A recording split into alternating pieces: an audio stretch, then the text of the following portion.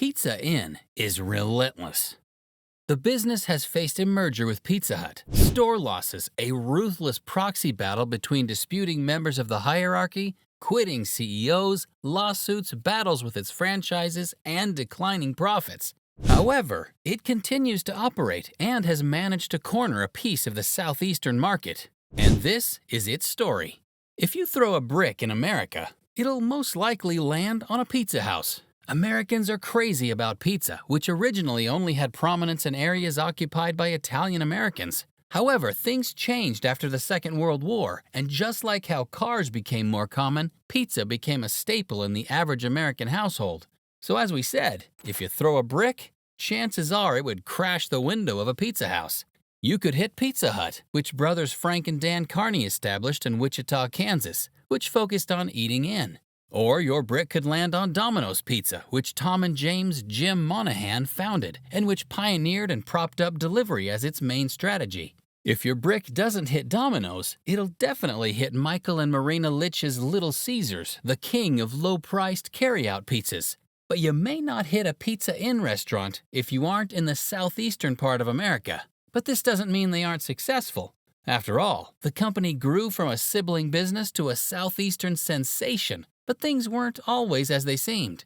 Pizza Inn began in 1958, and it was founded in Dallas, Texas by brothers Francis J. and R.L. Spillman. The two loved pizza, and they decided to make a business out of it. Francis was incredibly passionate as he left the corporate world to become a restaurateur. Before his pizza business, he had formerly worked for Boeing Aircraft and American National Insurance Company. The brothers set up their first store near Southern Methodist University, teeming with students. Their decision to put their first store near the college was genius, as they had a ready market of students who needed quick fixes for their study sessions and parties. But it wasn't just about the location. Pizza Inn was passionate about its customers, and with its reputation as a customer-friendly restaurant, it became popular enough to begin franchising in 1963. However, the business set a limit to the number of franchises that a franchise owner could run in a location. And if you like to learn about the history of your favorite eateries, be sure to subscribe for more content like this. The founders were keen on spreading their influence, but they chose a steady approach, and by 1970, they had 225 stores with 100 company-owned. But the Spillman brothers still didn't have enough. They wanted to branch out to other businesses, and they became franchise owners for Papa's Pizza Parlors, Pepe Taco Restaurants, and Der Cheese and Wurst outlets. As you will see, this would be a miscalculation on their part. Growing their business while being franchise owners led to a devastating result. Within 15 years of operating, Pizza Inn was already in trouble, but not because of mismanagement. The American economy wobbled in the early 70s, severely affecting the company. In 1971, the owners came to a decision. They had to merge with the bigger Pizza Hut, and everything looked good until it didn't. The two businesses disagreed on territories and declined to proceed with the merger. However, there was another problem. Pizza Inn had gotten a loan from Pizza Hut, believing the two businesses would merge. The Hut came collecting, but the Inn had no money.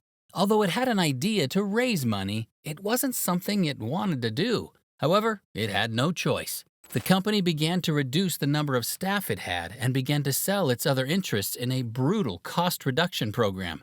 The brothers sold the Kubler Sausage Company and 11 restaurant locations. They also closed 10 of their restaurants, including all of Pepe Taco locations. Then it also transferred ownership of some of its locations to Pizza Hut through subsidiaries. Things were still dramatic for the business. It wasn't only Pizza Hut that it owed money. There were other creditors it had to pay. But there was a catch. The business couldn't merge, borrow additional money, and increase remuneration to the company's top hierarchy.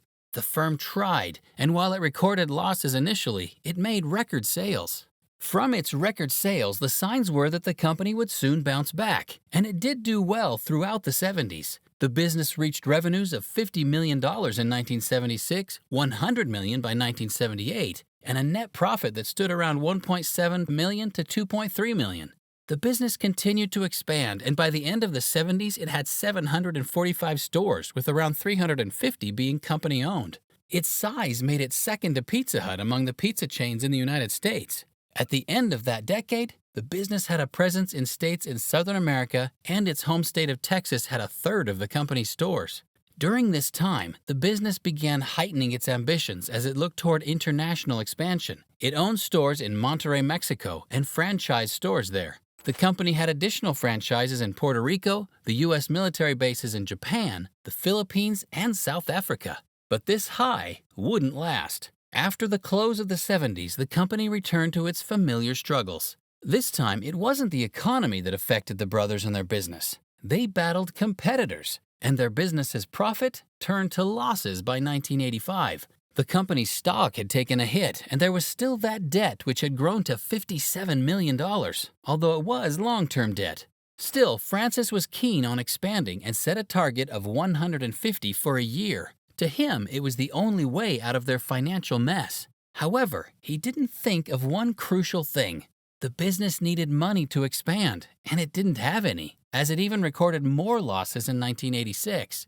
To meet its financial obligations rather than expand as Francis thought, the company shrunk and sold its meat manufacturing subsidiary, Quality Sausage Company, for $23.7 million in cash and $5.4 million debt assumption. As all of this was going on, rumors began to brew. People began to say the business was an excellent option for a takeover. Francis resisted, and amidst criticism that he ran the company like his private business, the co-founder wanted to do just that. He intended to take the company private and offered to buy the shares of the other shareholders for $10.50, which he later increased to $11.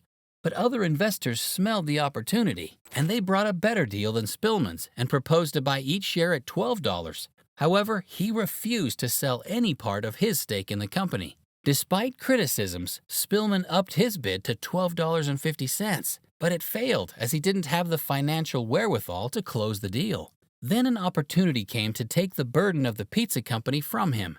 Pantera's Corp was interested in a purchase, and Francis ensured that he sold well. Pantera's wanted to keep Francis around as president for 5 years, but after 3 months as a consultant, he left to become a franchise owner.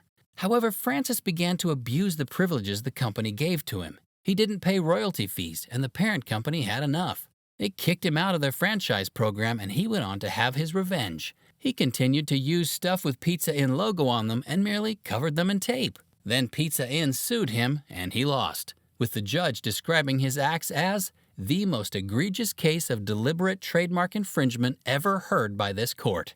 However, Pizza Inn still wasn't doing well.